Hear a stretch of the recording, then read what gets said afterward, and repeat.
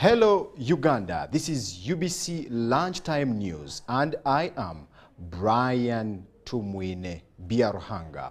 Let's go to our first story. The Ministry of Health has secured 100 doses of Mpox vaccine to be administered to individuals most at risk, and these will include contacts of confirmed cases and people with underlying chronic conditions. Now, according to Dr. Misachi Wangera, Chairperson Advisory Committee on Epidemics at the Ministry of Health, that the targeted vaccine effort is part of the broader measures to prevent further spread of the disease. Adia Nakuti has the rest of the story.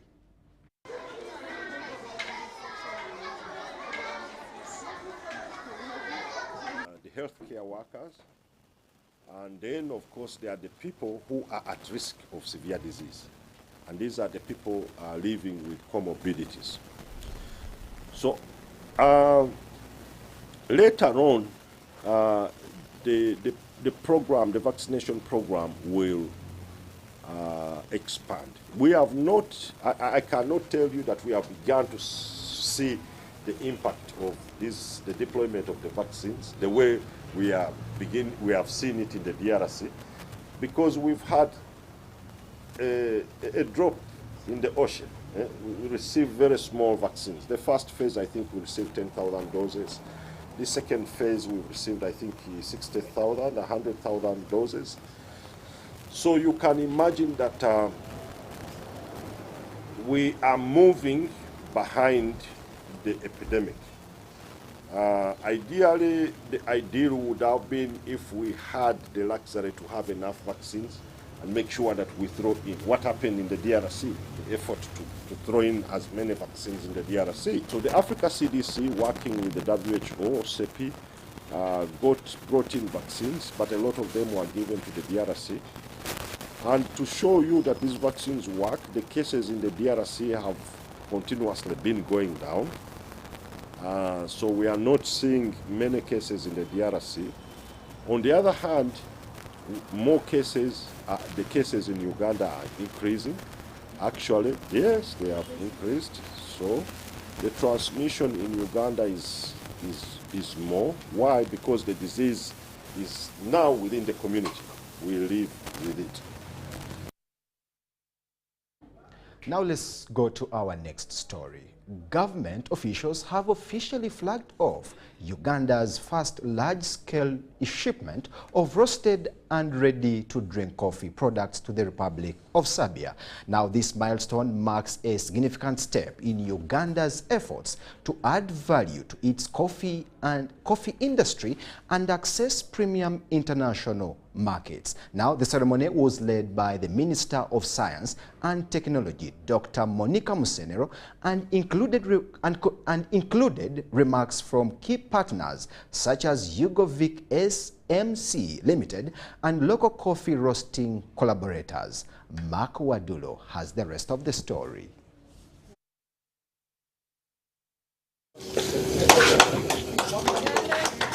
This particular shipment for me illustrates a number of things. First, it's a shift in industrial systems. Uganda is moving away from exporting raw commodities to producing finished, value-added products. The container is now almost ready to set off. There's another few procedures that needs to happen. Certificates of origin, certificates of quality need to be issued. Proof what was loaded needs to be issued. And then all the other clearances for the authorities for the container to start its journey from here through to Kenya to the port starts. And what's quite symbolic about this as well is that from this point onwards, the ownership of the coffee, it gets passed on to the buyer, because the buyer is the one who coordinated with the shipping line to make sure that there was a container right here. And so now they take responsibility to make sure it reaches Mombasa within the next 10 days. it gets loaded on the container, and it gets finally delivered to bars. An unroasted green bean kilogram of coffee in Uganda would fetch about $5.30. But now this pure processed roasted in Uganda coffee is going to fetch us double that amount at about $12.30. Reporting for UBC News, Wadulo Arnold Mark in Bugolobi, Kampala.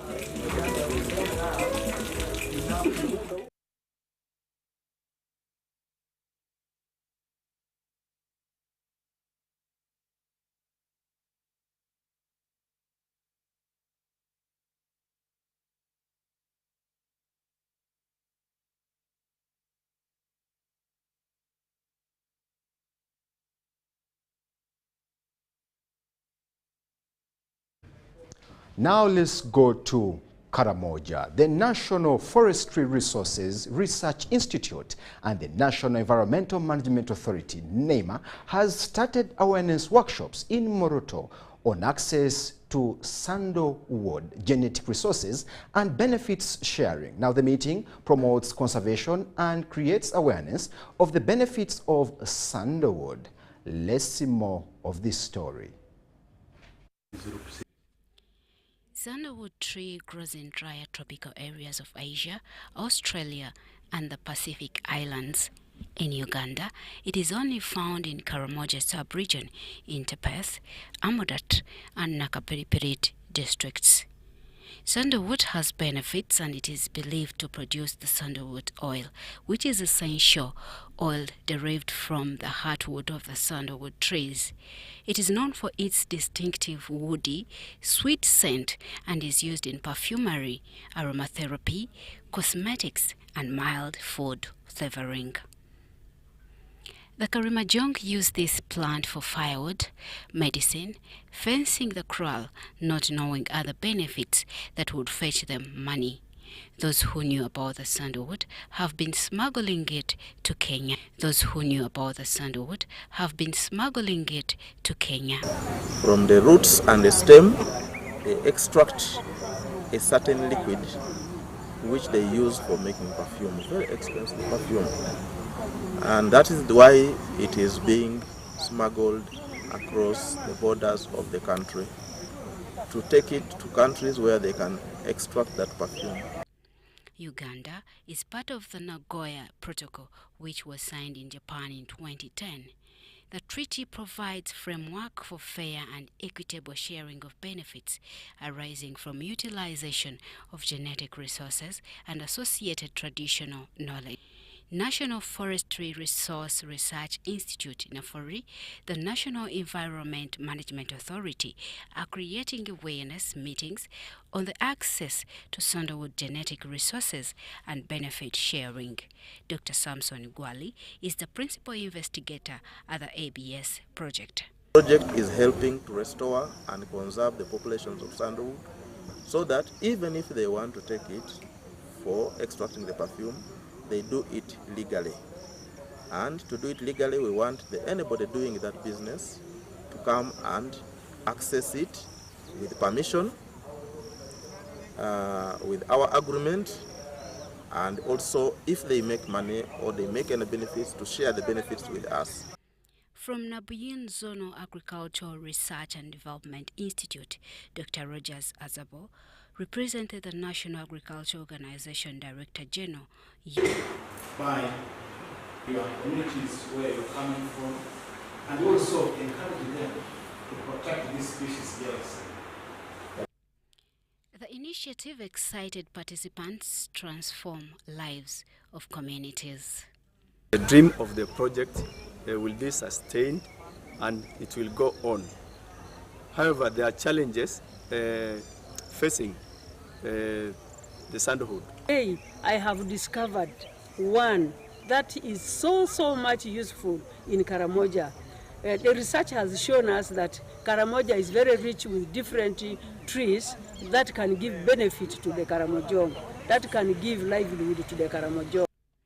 The Director Research at NAFORI, Dr. John Adrico, explained opportunities in sandalwood. If you feel you want to add value, develop those cosmetics, those different products out of sandalwood, we have another program called Forest Products and Services Program.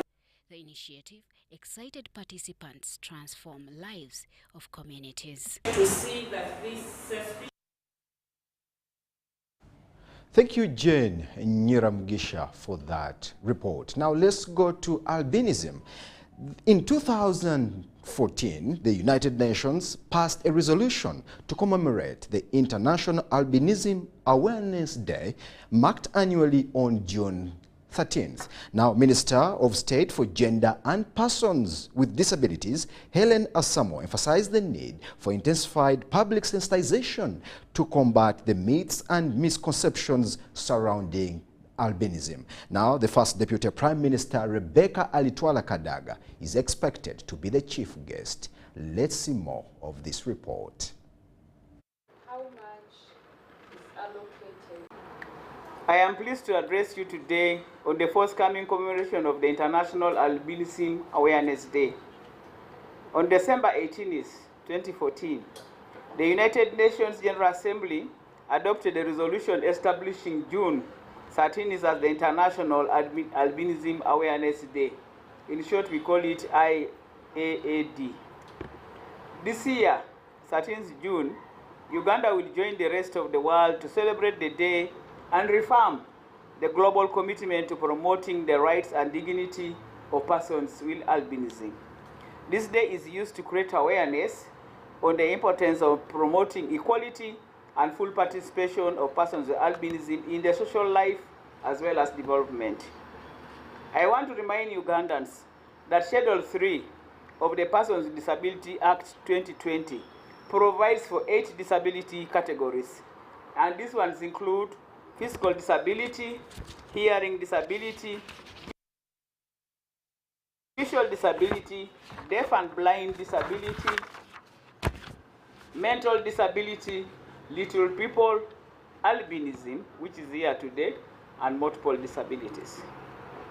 According to the Uganda Bureau of Statistics, UBOS 2024 census report, persons with disabilities account for a total population of 6,059,515 persons. Out of these, 78,876 are persons with albinism. Since the inception of the commemoration of the day in 2015, persons with albinism have been able to increase awareness and advocacy about albinism, appreciation of the capacities and contributions of persons with albinism to the national development, developed a national plan of action on albinism to provide guidance to state and non-state actors for the planning, design, and implementation with effective strategies for addressing challenges, especially human rights issues affecting albinism community in Uganda. Last year's event raised awareness on the transformative results of the National Special Grant for Persons with Disabilities. The demand and willingness to start enterprises by persons with albinism has doubled. This is one of the indicators that demonstrate how government's affirmative action measures are gradually bringing persons with albinism to the mainstream from the previous barriers of discrimination. I also want to applaud really the government of Uganda, in all honesty. For we were once in others, today we are a category under the Disability Act. The public know that as Albinism Umbrella, we have done our best to link all able persons with albinism into employment. Today we are proud to say we have a staff at the Parliament of Uganda.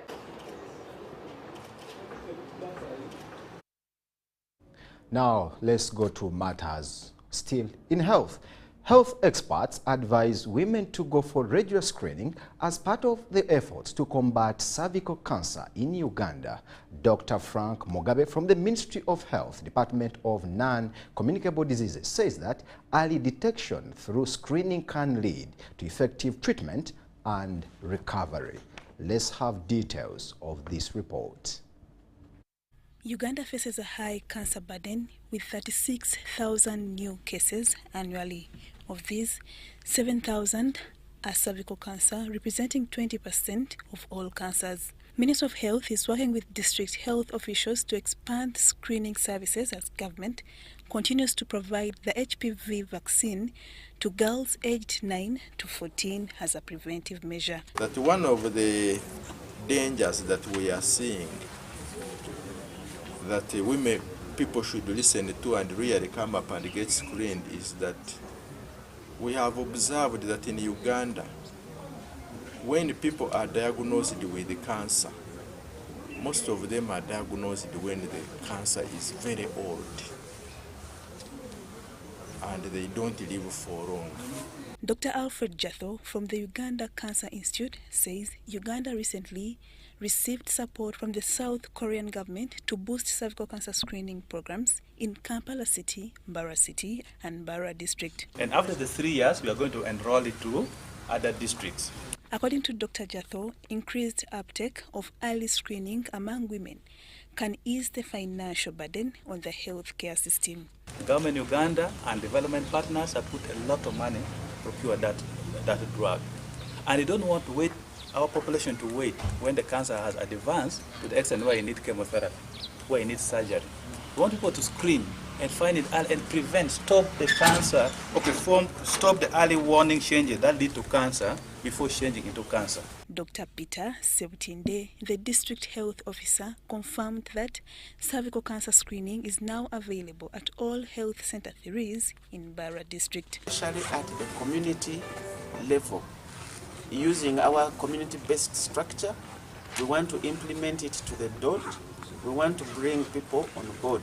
Mbarara City Health Officer Dr. Mugisha Rongino encouraged the public to follow the ministry's preventative guidelines. So we are doing community mobilization through vans, through radios, through TVs, and even that's why we are here. Cervical cancer accounts for 40% among women, making it the most common cancer in the country. 20 minutes have passed on 1 p.m. and now UBC Lunchtime News takes a short commercial break. We shall return back with more news.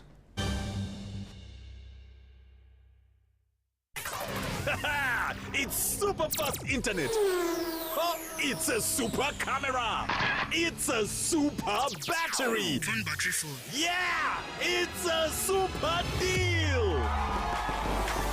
Get the Kabode Super from MTN now at a reduced initial deposit of only 49,000 shillings and pay the balance in Pola for as low as 833 shillings per day. Grab this Super Kabode deal and get 2 GB of free MTN data every month for 8 months. Get the Kabode Super now from any MTN shop countrywide. Everywhere you go, MTN. Regulated by UCC.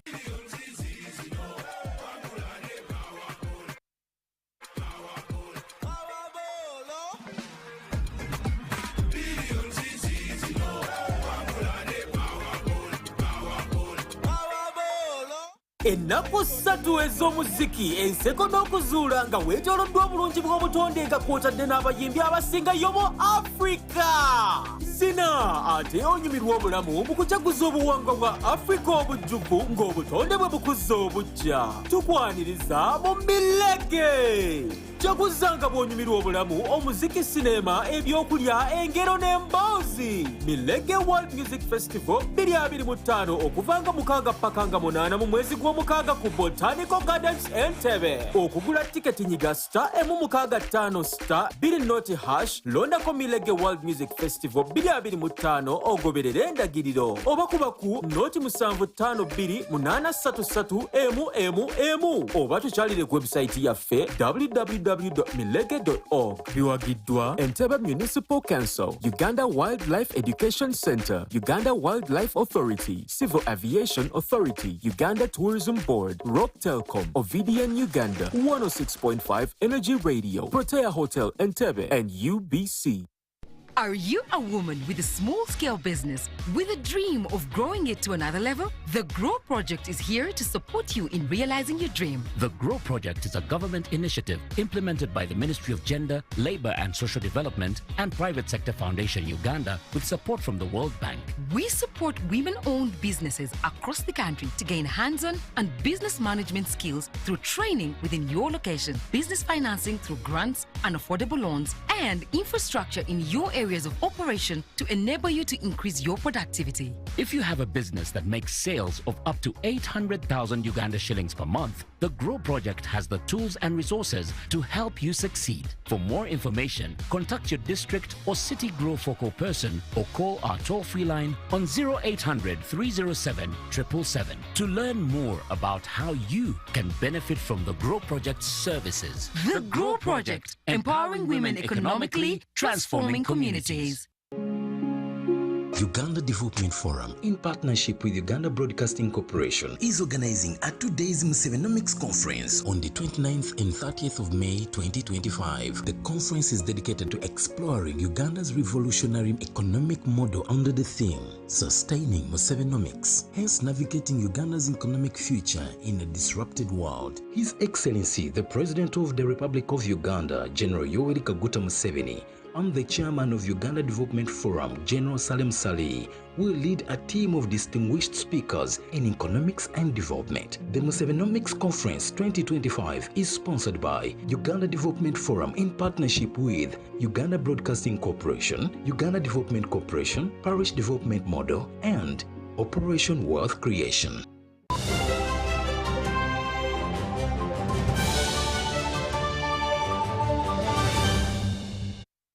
Welcome back from that short break. Now, UBC Lunchtime News continues with business. The rapid growth in construction sites across the region has inspired Kasai Plascon Uganda to establish a painters academy aimed at skilling and certifying painters from all corners of the country. This was revealed by Plascon Uganda Managing Director Mr. Santosh Gumte, who emphasized the need to professionalize the painting industry. Amon has the rest of the story. In a move to raise standards in the sector, Plascon Uganda has announced plans to set up a painters' school. The institution will offer certified training programs in partnership with the Uganda Business and Technical Examination Board, UBTEB, ensuring that graduates receive credentials recognized by the Ministry of Education.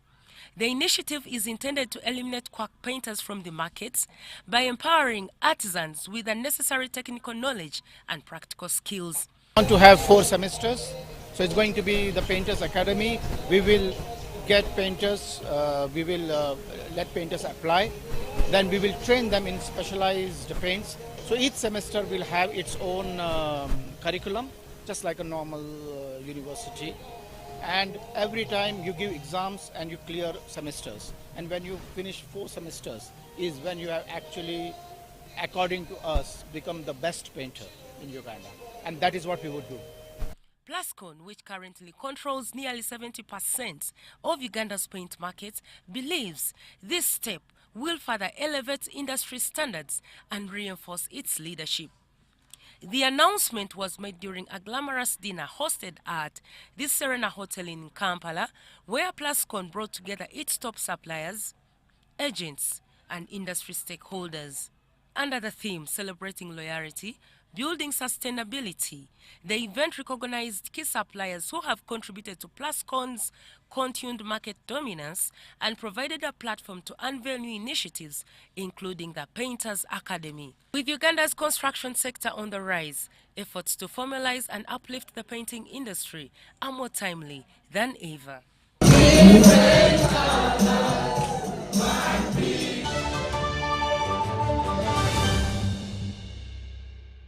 Straight now to international news. The humanitarian crisis in Gaza deepens as the UN warns of famine, with aid still failing to reach civilians despite dozens of trucks entering the territory. Now, overnight, Israel airstrikes killed at least 15 people. While Israel claims Hamas is blocking aid, the UN says the distribution is still stalled. Now the international pressure mounts, with the UK suspending trade talks over what it calls a morally unjustifiable escalation. Now, meanwhile, Pope Leo and aid agencies urge urgent access for life-saving food and medical supplies. We have more of this report. Live now from Derabala. Olga, good to have you with us. We appreciate it. You're right there in the heart of it. After 10 weeks of blockade, the situation is very, very grave right across Gaza. And now Israel says it will allow a basic amount of food to enter to ensure that, quote, no starvation crisis develops. You're right there in the midst of it all. Aren't we far beyond crisis point already?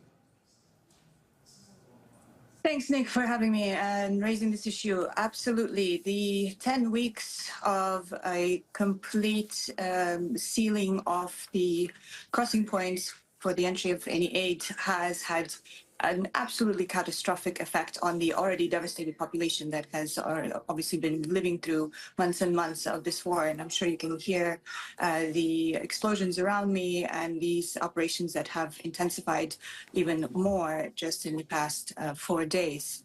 And we have indeed been approached by the Israeli authorities to resume a limited delivery of aid into Gaza. And we're now in discussions to see how this will actually take place given the situation on the ground and given these operations that are taking place.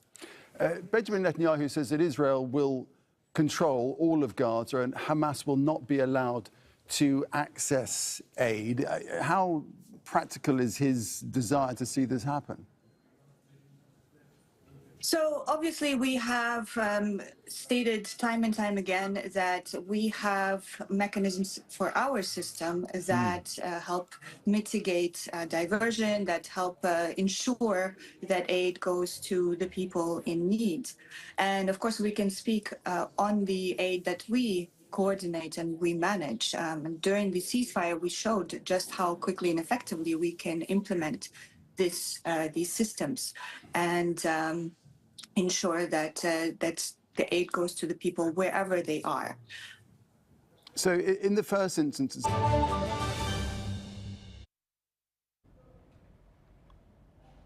Now let's talk Uganda Cranes. Uganda Cranes will play 2 high-profile friendlies in the forthcoming international break next month. FUFA has confirmed that Uganda will face Cameroon and Gambia in Morocco on the 6th and 9th June 2025 respectively. Consequently, coach Paul Put has summoned a squad of 28 players that will make a trip to North Africa.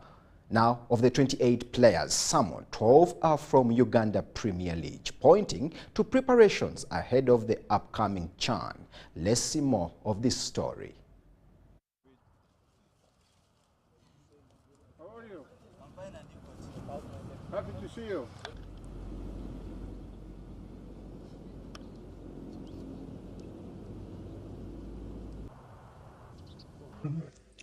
Concerning our international friendly games in Morocco and starting on the 3rd till the 10th of June, we called up the next players. For the goalkeepers: Isma Watenga, Nafian Alonzi, Joel Otakuwa, Hannington Sewalunga.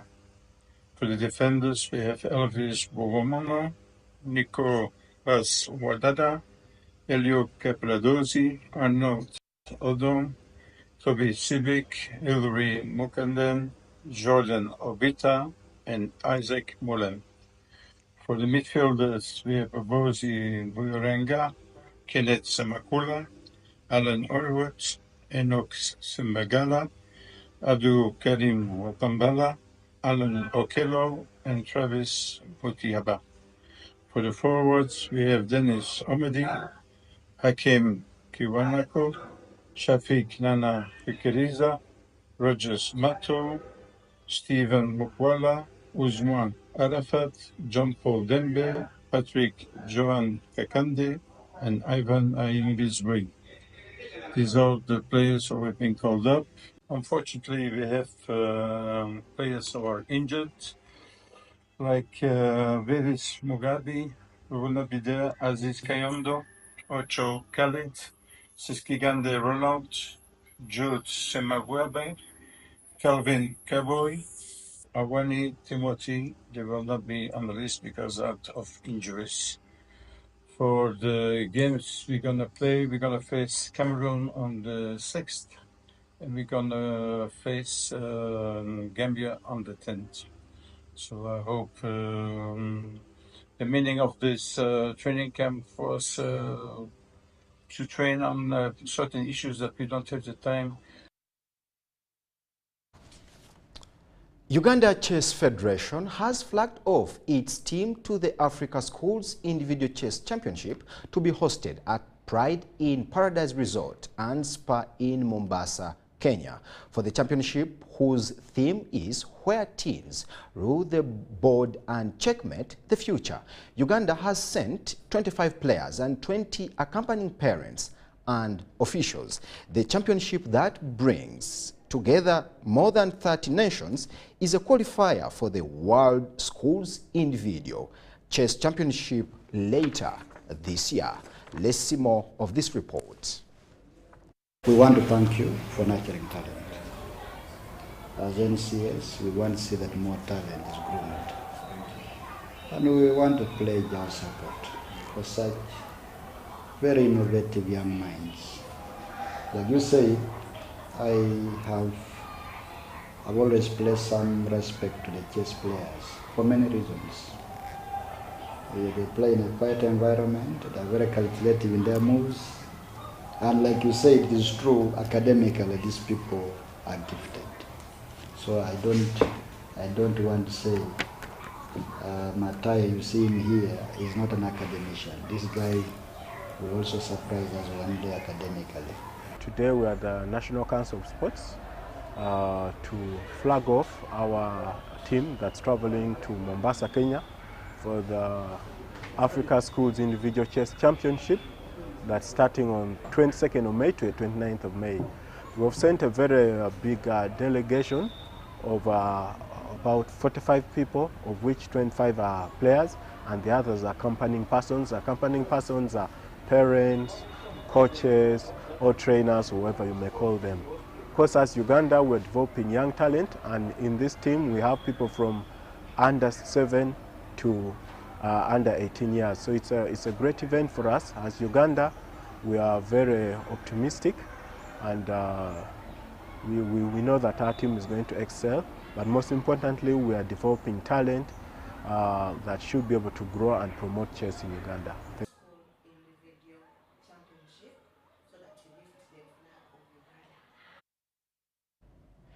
The Europa League final tonight in Bilbao features an expected matchup between Manchester United and Tottenham Hotspur, two of the lowest ranked teams ever to reach a major European final. Now, the winner of tonight's clash will not only claim continental glory, but will also become the lowest league finisher to ever qualify for the Champions League. Manchester United is currently sitting in the 16th position, while Tottenham Hotspurs are just behind at the 17th. Now, with a combined total of 39 league defeats this season, their poor form has faced all of them in the relegation in what has been a dismal domestic campaign. Yet one of them will walk away with a major European title. Now, a ticket back to the reaches of the next season's Champions League. Never before has a European final featured two teams in such poor form, making tonight's match a historic and unpredictable showdown. Let's see the details.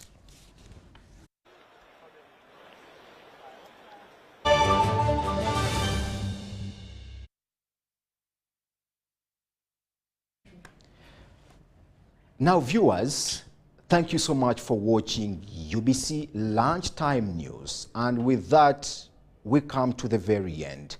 Goodbye and God bless Uganda. I am Brian Tumwine Biaruhanga.